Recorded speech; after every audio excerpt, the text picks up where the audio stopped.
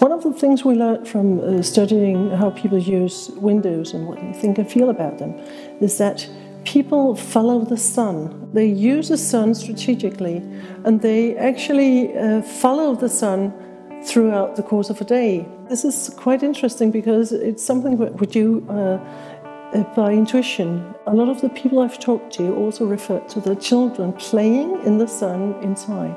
So there seems to be a tendency to follow the sun and use it. The favorite spot in the home, in the living room, was actually placed somewhere where the sun usually happened to be as well.